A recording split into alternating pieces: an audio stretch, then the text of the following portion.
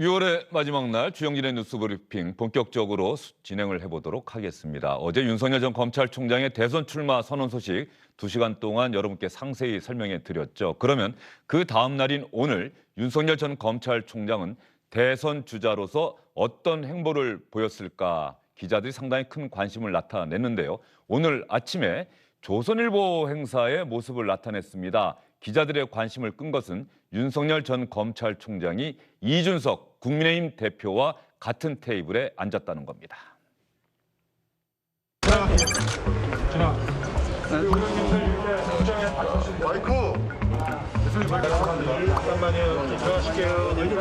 들어가실게요. 다음에. 망가진 나라를 우리 의원님들과 함께, 우리 국민과 함께 바로 세우도록 헌신의 힘을 다하겠습니다. 고맙습니다.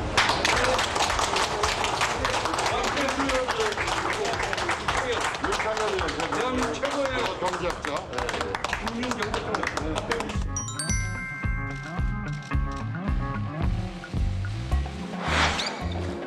윤석열 전 검찰총장은 대권도전 선언 이후 첫 공식 일정으로 조선일보가 주최하는 행사에 참석했습니다.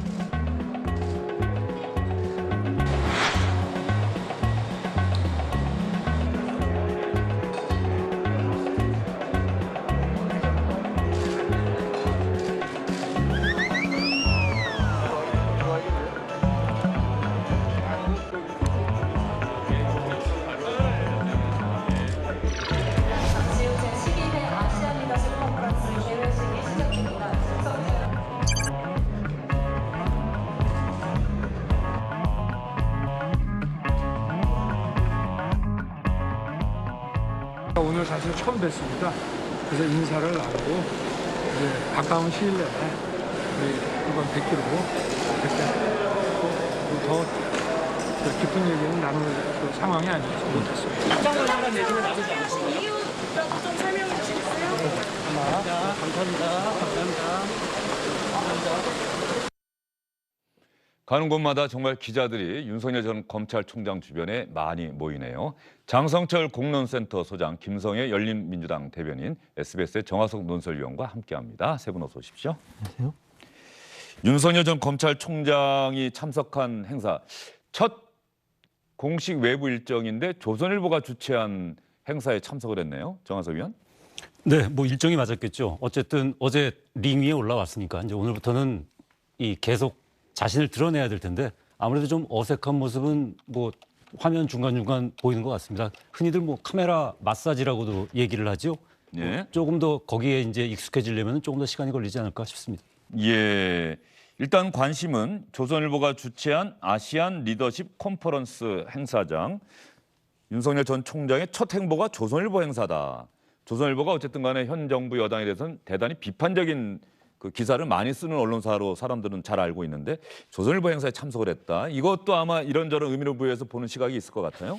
근데 이걸 너무 정치적인 어떤 이해관계 아니면 판단 이런 것을 통해서 일정을 처음 잡았다라고 보기는 어려울 것 같아요. 네, 장성철 소장이 어떤 대선 주자를 돕고 있는 보좌진이라면 첫 외부 행사 일정을 잡을 때 이런저런 사정을 다 고려하지 않겠습니까? 다 고려하는데 네. 우연치 않게 어제 이제 처음으로 정치 참여 선언을 하고 오늘 중요한 행사가 이런 것이 있었기 때문에 참여한 것으로 봐야지 이걸 일부러 뭐 참여하기 위해서 여러 가지 분석을 하고 판단을 했다라고 보기에는 좀 너무 과한 해석이라고 보여지고요.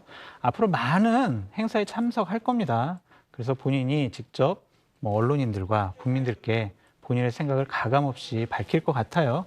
그런 것을 보고 이제 국민들께서 지도자 깜이냐 아니냐를 판단해 보실 수 있다.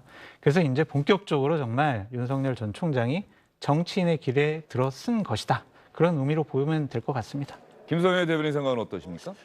이게 너무 중앙 일간지 중심으로 돌아가는 것 같아서 제가 보기엔 조금 안 맞지 않나. 지금 보면 사퇴하셨지만 최초 대변인 같은 경우는 조선일보 대변인 네. 했고요. 그 뒤에 다시 뽑히신 분은 동아일보 출신의 또 대변인이시고 그런 과정에서 또 언론사들 다 모아놓고 간사는 중앙일보 보고 맡아달라. 이런 식으로 해서 너무 보수 일간지 위주로 돌아가는 일정이거든요. 제가 참모라면은 요 아침 조선일보 컨퍼런스 갈 수 있습니다.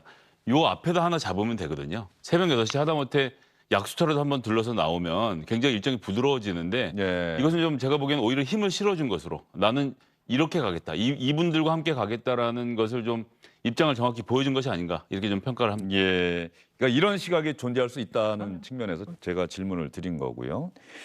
이준석 대표와 윤석열 전 총장이 악수하는 장면이 아까 화면에 안 나갔던 것 같은데 아마 분명히 악수를 했을 텐데 말이죠. 정화석 의원. 이준석 대표와 윤석열 전 총장의 만남 그 자체에도 상당히 기자들이 주목을 할 수밖에 없는 상황 아닙니까? 네, 오늘 첫 만남이죠. 예. 일단은 이준석 대표가 공약을 한 게 버스는 2번 쓴다라는 네. 말 하지 않습니까? 8월에 무조건 버스는 떠나니까 그 전에 올라타든지 말든지 그거는 마음대로 하라 하시는 식의 이제 그 이준석 대표 오늘도 그 얘기를 다시 한번 강조를 했었죠. 그런 상황에서 이제 윤석열 전 총장하고 이제 첫 만남이니까 이제 그 부분에 대해서 이제 어떤 얘기들이 오갈까 네. 그런 부분에 대해서 이제 언론이 관심이 많았는데 일단은 뭐 가까운 시일 내에 다시 한번 만나기로 했다 이 정도 뭐 하면서 다시 이준석 대표가 그 8월에 경선 국민의힘 경선 버스는 무조건 출발한다는 걸 갖다가 오늘 한 번 더 강조를 했어요. 예. 일종의 밀당 아닐까 싶습니다. 예. 윤석열 전 총장은 이준석 대표와 오늘은 속 깊은 얘기를 할 수 없는 여건이었다 이렇게 얘기를 하고 조만간 또 만나 뵐 겁니다 이렇게 이야기를 했는데요. 이준석 국민의힘 대표 국민의힘의 대선 후보 경선 일정을 특정 주자를 위해서 바꾸기는 어렵다. 윤석열 전 총장 빨리 국민의힘에 들어와서 대선 후보 경선 함께 치르자 이렇게 압박했습니다. 예, 또 이렇게 공식적으로도 사적으로도 처음으로 대면하고 악수한 것 같습니다. 기본적인 인사를 뭐 접근하고 그리고 뭐 조만간 한번 보자는 취지로 말씀하셨는데 어쨌든 이런 알차게 행보하셨으면 좋겠다는 뜻을 이야기했습니다. 본인의 입장 발표한 내용을 보면은 어떤 사람들과 어떤 세력과 함께 하겠다가 명확히 했기 때문에 저희 야당으로서는 상당히 안심이 되는 부분도 있었고 그리고 기대감도 큰 것이 매우 구체적인 방식으로 문제적인 실정을 지적하고 그리고 본인의 의지를 드러냈기 때문에 저는 젊은 세대도 아마 그런 어떤 자세에 굉장히 공감을 많이 했을 거라 이렇게 생각합니다. 윤 총장뿐만 아니라 모든 외부에 계신 분들에게 문호를 항상 열고 있고 저희가 다만 저희는 공당으로서 이제 진행해야 되는 일정이 있기 때문에 저희가 뭐 특정 주자를 위해서 일정을 조정하거나 이기는 어렵다는 것을 계속 이제 공지하고 있습니다. 경선 버스는 버스라고 하려고 그러면은 무조건 정시 출발해야 된다는 게 입장이고요.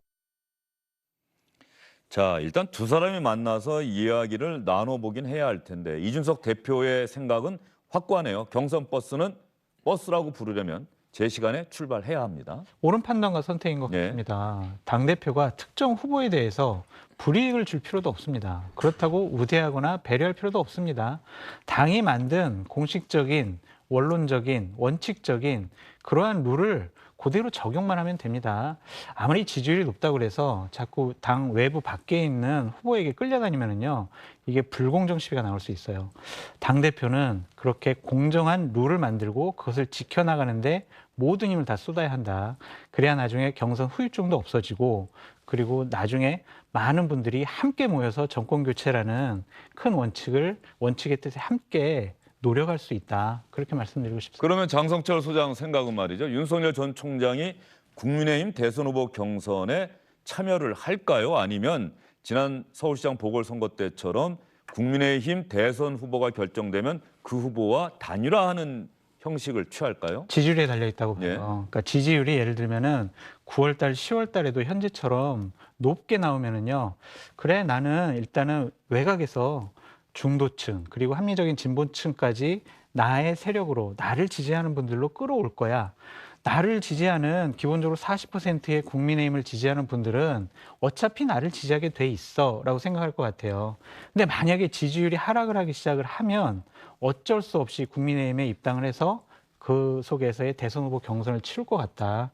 그래서 가장 중요한 것은 지지율이 어느 정도 계속 버텨주느냐. 그것이 첫 번째 관건이라고 생각합니다. 알겠습니다. 윤석열 전 검찰총장 관련 소식을 여러분께 전해드리고 있는데요. 오늘 아침에 조선일보가 주최한 행사에 참석을 했고요. 그다음에 윤석열 전 총장이 찾아간 곳은 어딜까요? 국회 기자들이 모여있는 곳입니다. 여러분 반갑습니다. 저도 공직에 있을 때 국회에 여러 차례 왔습니다마는 오늘 이 소통관을 와서 보니까 한국 정치의 그 생생한 현장을 보는 것 같습니다. 여러분들이 있기에 이 나라의 민주주의가 지켜져 왔다고 생각을 합니다. 저희들이 부족한 부분, 또 정치에 부족한 부분들을 우리 언론에서 많이 채워주시고 이 나라 민주주의가 잘 될 수 있도록 많이 도와주시길 부탁드립니다. 그리고 저 윤석열 이제 정치에 그 첫 발을 디뎠는데 여러분들의 많은 가르침 부탁드리겠습니다. 고맙습니다. 기자들에게 가르침을 부탁드립니다 하고 90도, 요즘 말로는 폴더 인사죠. 허리를 깊게 숙여서 인사하는 모습도 보였습니다. 그리고 기자들이 각 언론사마다 기자실이 있거든요. 그곳을 다 돌았다고 합니다. 한 50분에 걸쳐서 윤석열 전 총장이 이 충청권의 한 언론사를 찾아가서 한 이야기가 지금 화제가 되고 있습니다. 조선에서 600년가량 500년 넘게 사셨으니까. 논산에서요? 그렇죠. 예, 예. 그리고 이제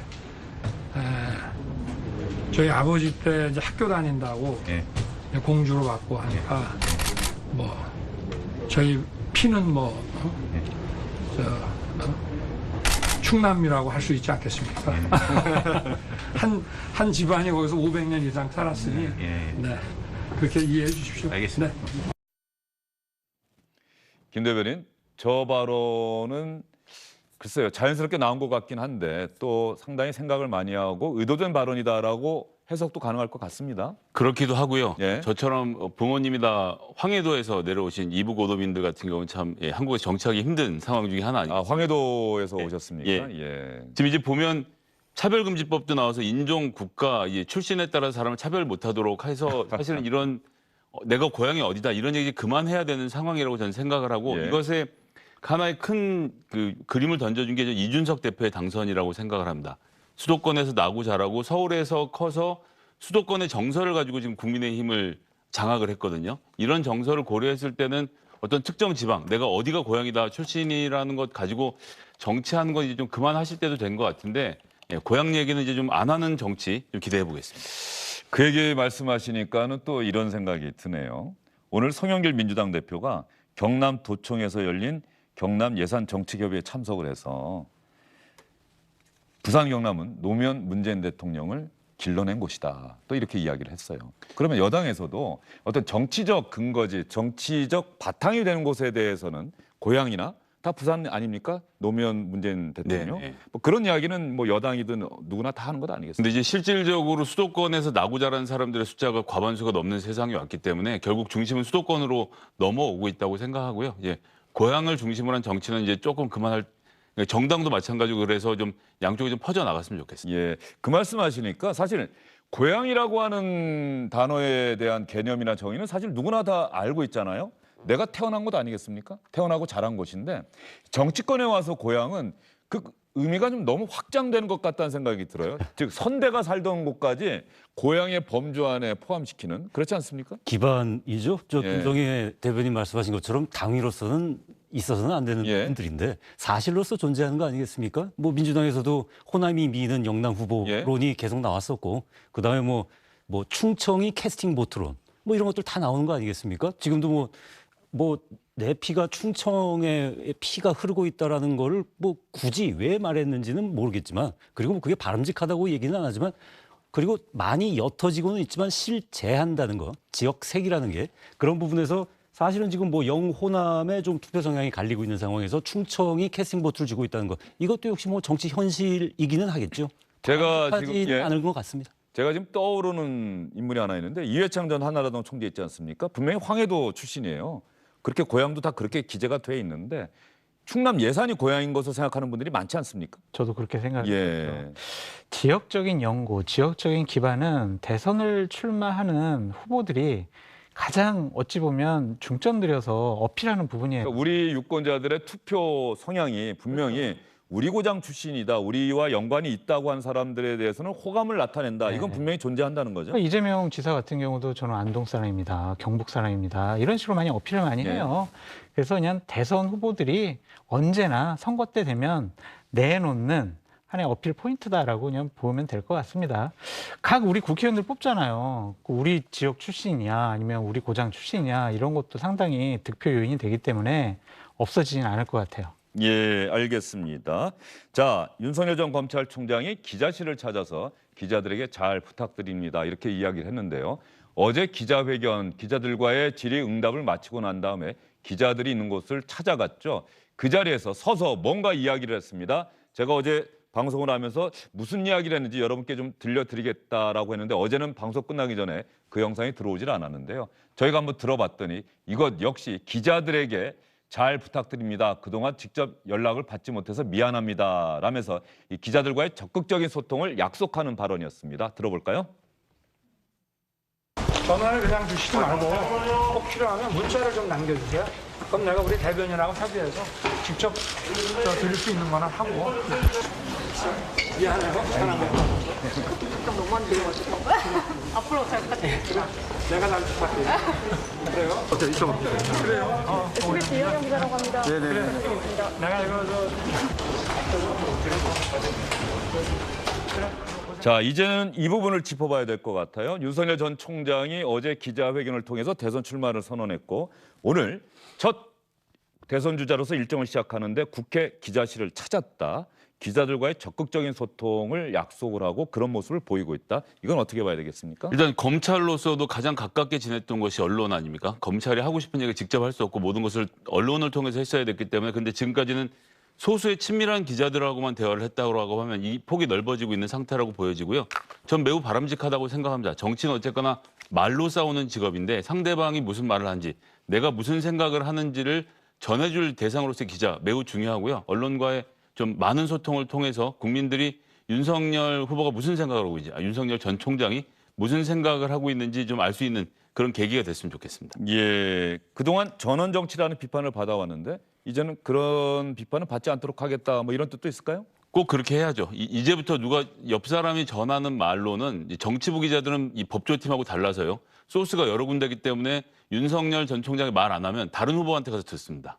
여기는 아주 냉엄한 세계이기 때문에 정치부 기자들에게는 말을 먼저 하는 사람이 더 많은 발언권을 가지게 된다는 점을 좀 전 총장이 좀 이해를 해야 될 것 같습니다. 예, 장성철 소장 생각은 어떻습니까? 기본적인 일정은 패턴이에요. 그냥 출마 선언하고 기자들한테 인사하고 이것은 그냥 전형적인 그러한 패턴인데 저는 어제 하신 말씀이 좀 실수였지 않았나라는 생각이 어떤 얘기요? 그러니까 예를 들면 전화 지금 그냥 주시지 말아라.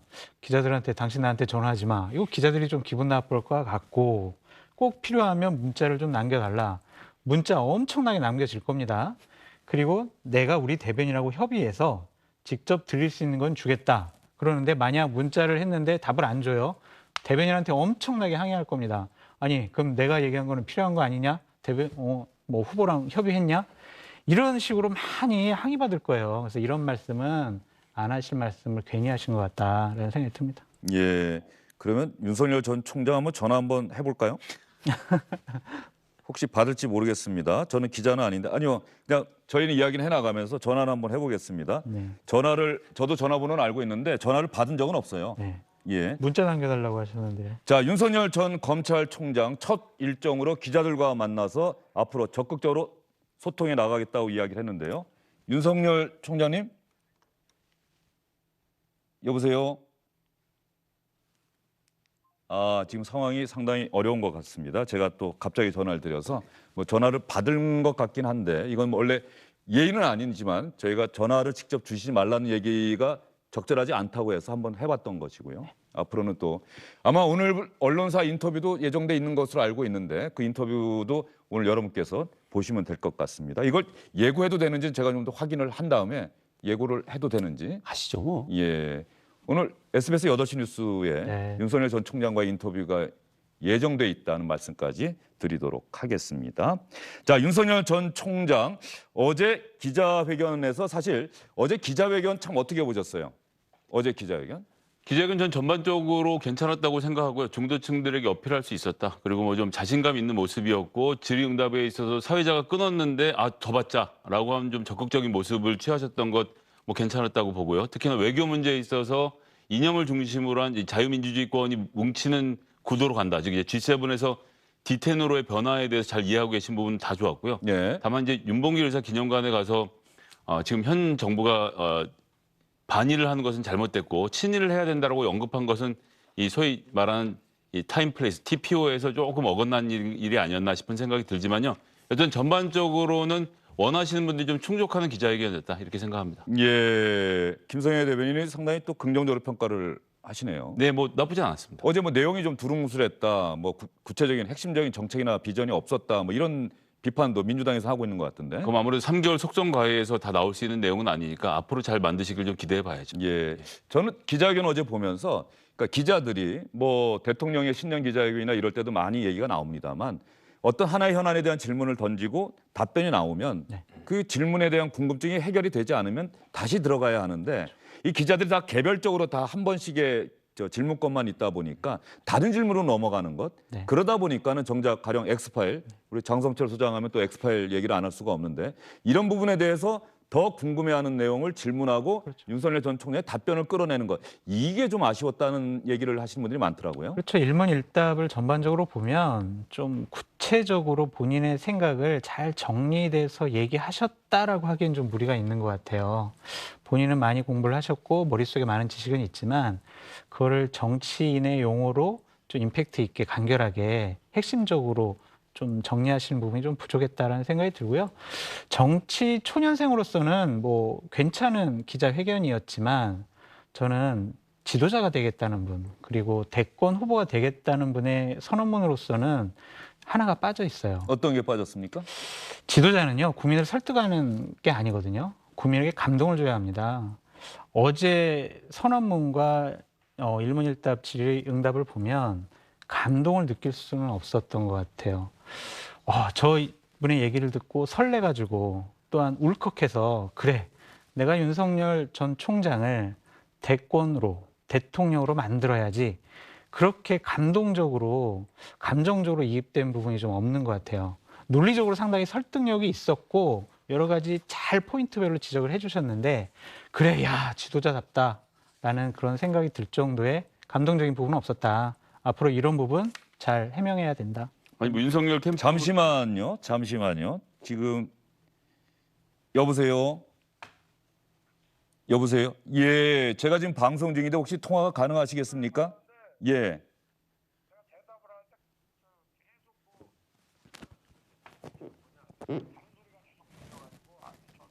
예, 윤석열 전 총장이 지금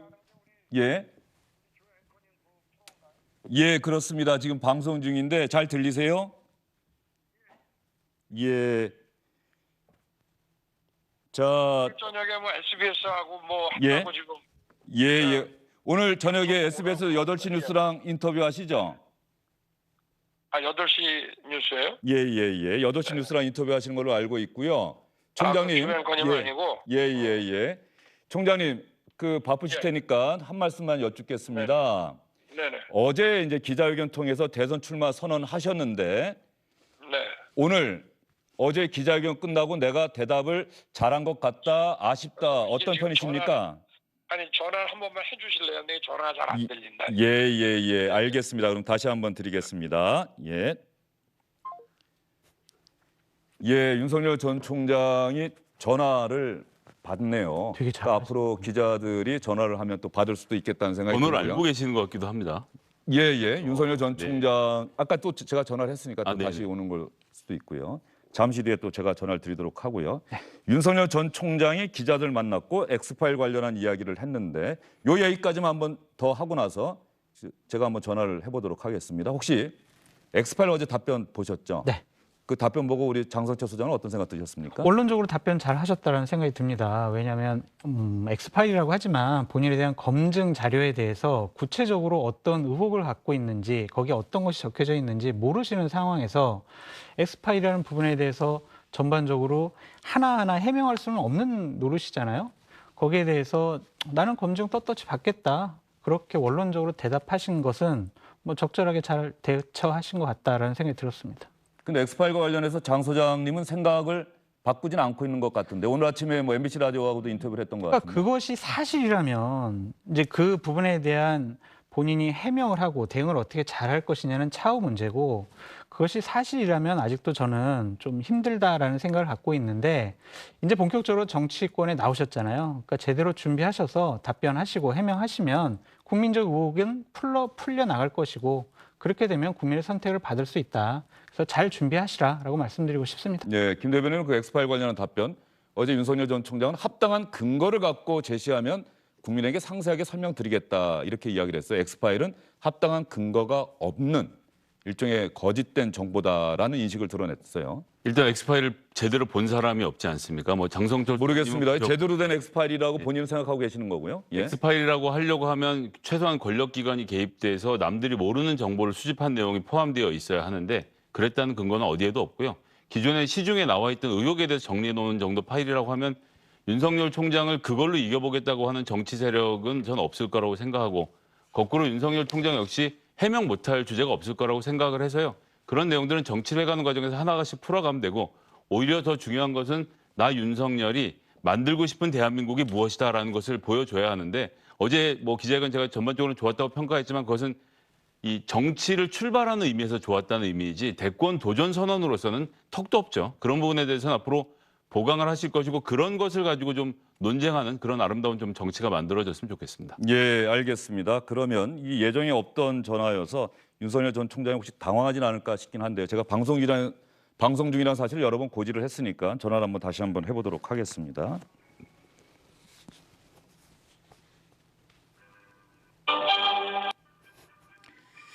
윤석열 전 총장이 이런 자세면 앞으로 기자들하고 적극적으로 소통하겠다라고 하는 거는 일단 여기서도 좀 엿보이는 것 같은데요. 만약에 전화 통화가 안 되면 더 이상은 전화를 걸지 않겠습니다. 사전에 사실 예정하지 않고 전화하면 대선주자도 상당히 부담스럽죠. 그럼요. 예, 알겠습니다. 안녕하십니까, 주영진입니다. 더 많은 뉴스와 라이브 이벤트를 보고 싶으시다면 화면 오른쪽을 눌러서 구독해 주시기 바랍니다. 저희 SBS 앱을 다운로드 받으시면 뉴스 속보 알림도 받아보실 수 있습니다. 텔레비전으로도 SBS 뉴스, 유튜브로도 SBS 뉴스 잊지 마시기 바랍니다.